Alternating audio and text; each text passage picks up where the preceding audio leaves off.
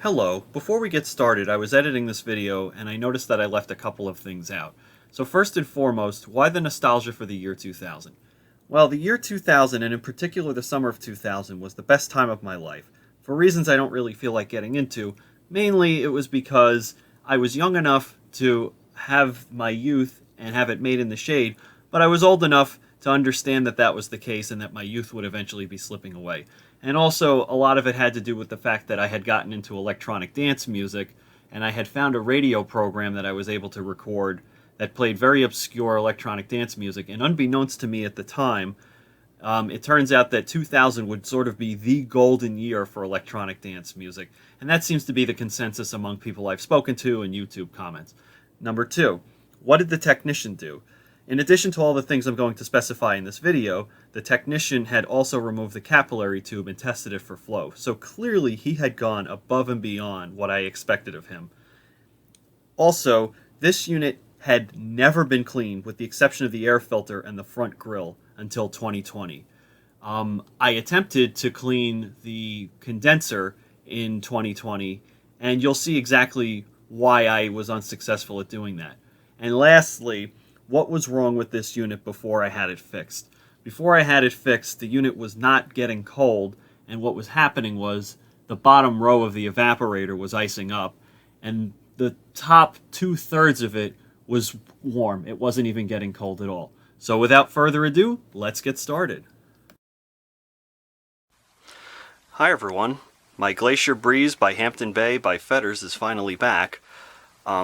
Thank you very much, Joe. You know who you are. I could not have done this without you. Joe is the tech who brazed in a new condenser for me and charged this thing up, and I paid him accordingly for his services. So thank you very much, Joe. Just a little bit of background on this unit.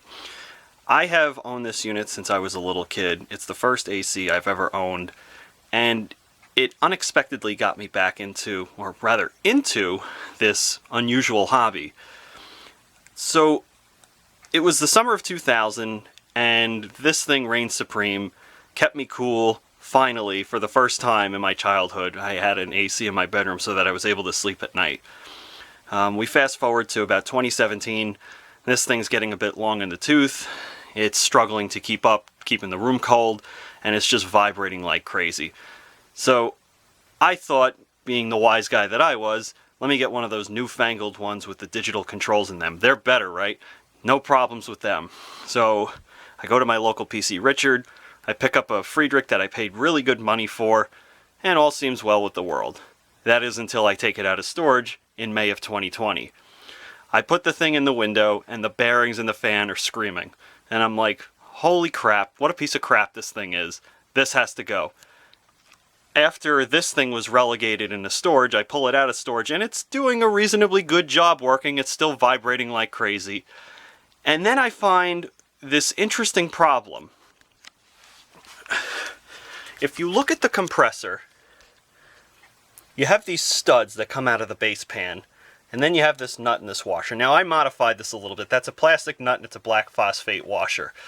Now, if I were to remove this, and I would prefer not to do that right now, but anyway, if I were to remove this, there's a sleeve in between the stud and the rubber mount. So what happens with these sleeves over time is they get rusty because these things don't have drain holes in them. I have modified this. And the rust flakes chip off, and they jam between the stud and the mount and the sleeve, and all the vibration from the compressor couples into the chassis. So anyway, that quieted the thing down. And then all of a sudden, the evaporator is kind of icing up and it's having trouble keeping up. And the condenser was just in absolutely horrifyingly bad shape. It was all rusted out, rotted, corroded, you name it, the thing was falling apart. So it goes back into storage, and so I start finding similar units to these, and they've proven themselves to be very good performers, and that's that. So all of a sudden I decide, well, you know, this thing has a lot of sentimental value. I'd like to get it back in business, get it working again. So one of the units that I had bought that was almost identical to this, I accidentally damaged it. I don't know exactly what I did.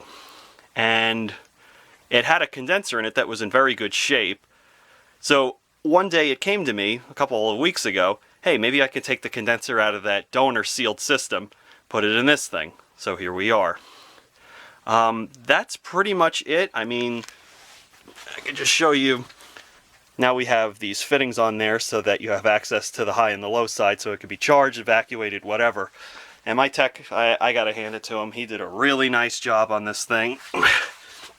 He charged it up with nitrogen to make sure there were no leaks, let it sit for a couple of days, vacuumed it out, charged it up, and we're gonna power it up very shortly. Looking forward to seeing how it performs. Okay, Breezy's back together now. Looks like it's 73 degrees. Kind of hard to see because the lighting isn't that great down here. So we're going to start it up for the first time, fully assembled, and see what it does.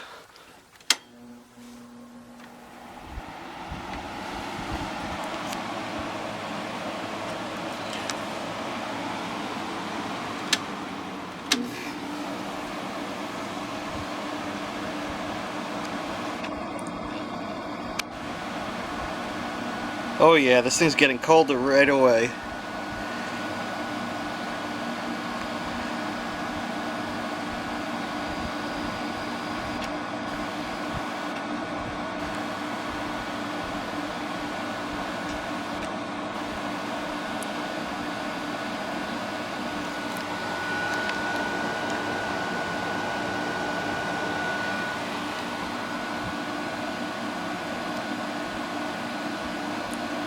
See how that compressor sounds. It sounds pretty nice.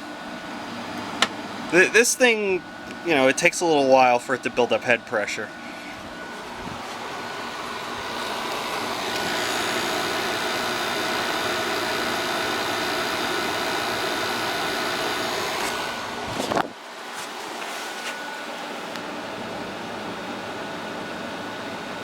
We'll come back in a couple minutes and see how we're doing. Okay, we're back. It's been running for a little over 5 minutes. Hopefully the camera isn't picking up a bunch of wind noise.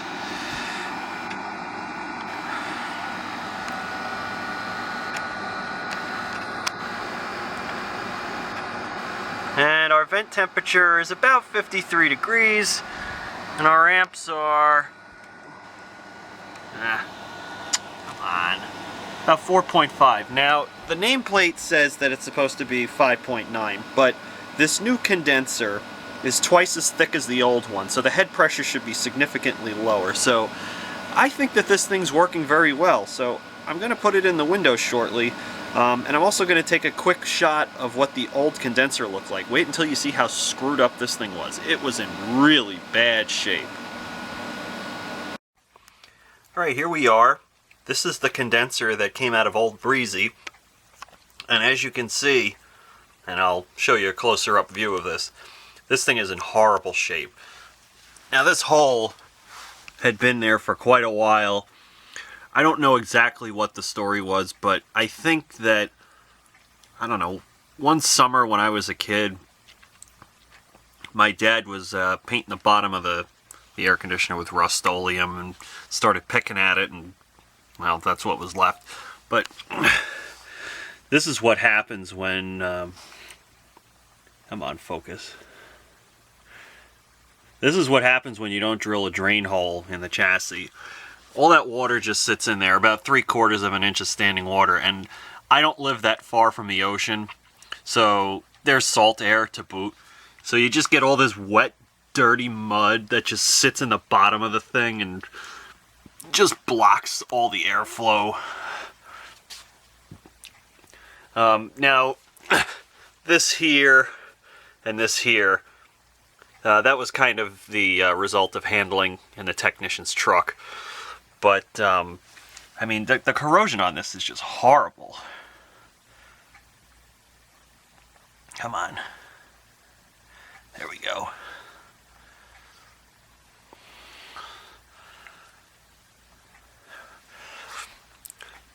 Right, and that's the back of it, so I'll spin it around.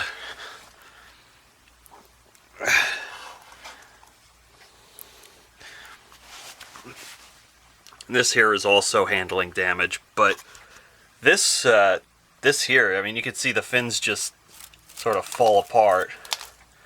That was from me trying to clean this thing back in 2020, but by then it was too far gone.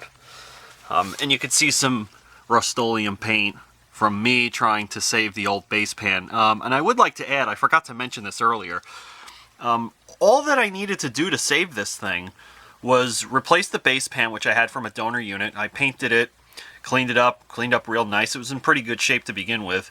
The old one was sort of rusted and not in good shape. In fact, there was a hole right around here. And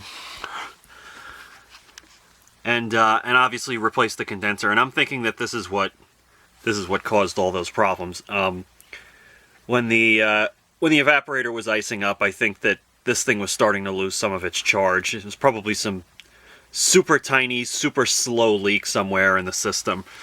I mean, the tech said that he got almost 8 ounces out of it, which was what was on the nameplate when he recovered the refrigerant that was in there. But he said it's kind of hard to accurately measure that small of an amount of refrigerant on the recovery machine.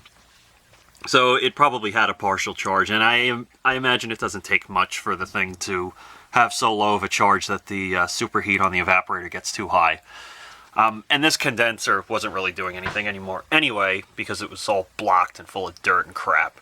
You can't even see through it, really.